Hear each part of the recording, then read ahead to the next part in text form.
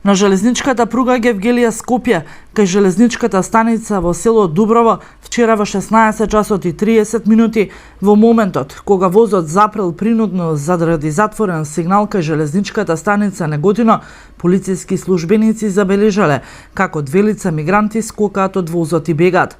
По кратко време, истите биле фатени, при што е утврдено дека станува збор за лицата МА 20 години и МН 20 годишен и од двајцата од Сирија.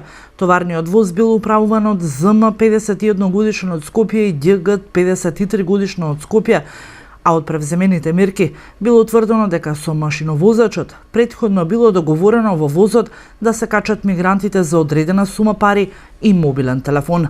Во 17 часот македонски државјани и мигранти се лишени од слобода и доведени во полициската станица во Неготино. Се превземаат мерки за целосно расчистување на случајот.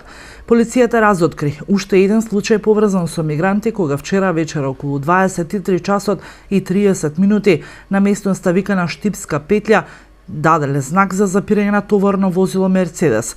Лицето кое го управувало возилото не застанало и продолжило да се движи кон Кочани.